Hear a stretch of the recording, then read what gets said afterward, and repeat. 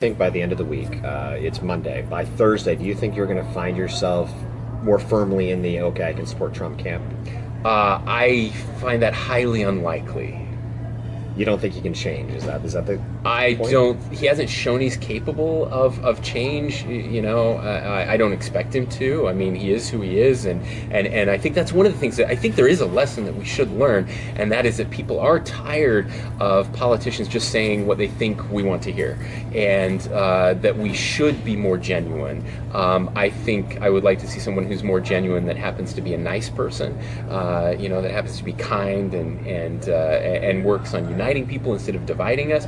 That's the kind of person I'm looking for, but I think there is an important lesson we can take away from a Trump candidacy. Nice person, nice person, nice person. Yeah, it's mental. Really, the question that's starting to emerge is, what is the responsibility of a faithful member of the GOP to a president that everyone is not really rallying behind? Lieutenant Governor, you've been in this position where you haven't really been behind President Trump from the very beginning. How are you balancing this relationship?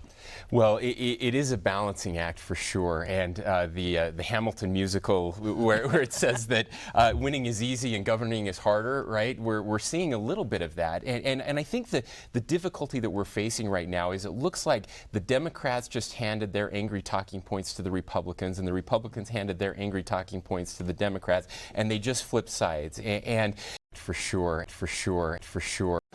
Yeah, it's mental. What is your reaction to the events in Washington last week?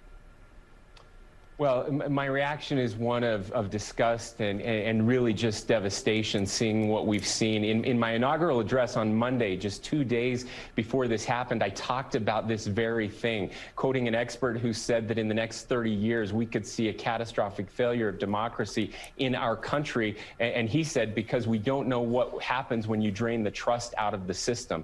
And unfortunately, 2 days later, that's exactly what we saw. We were worried about this, which is why we did the ads together, that there would potentially be violence, that we might not see a peaceful transfer of power, and unfortunately that is exactly what has happened. And look, being civil is critical. We have to be civil with each other. We have to come together and listen to each other, but we also have to hold people accountable, and everyone who participated and who made that violence happen must be held accountable.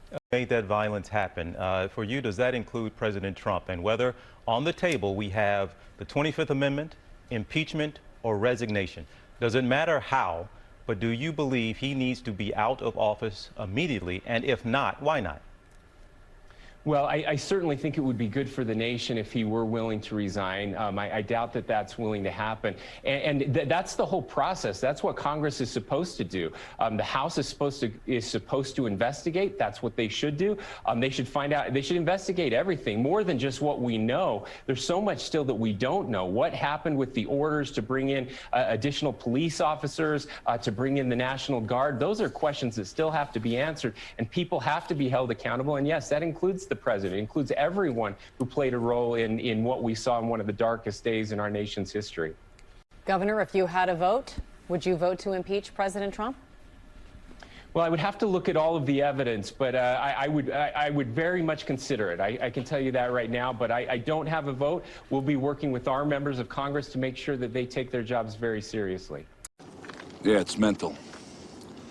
Mr. President, we disagree on many things. And yet, all of the governors in this room are chief executives. We know just a very little bit of the incredible burden that weighs on your shoulders. We can't imagine what it must be like, the decisions that you have to make, but we feel a small modicum of that pressure. And so tonight, we honor you. We honor you. We honor you. We honor you. Yeah, it's mental.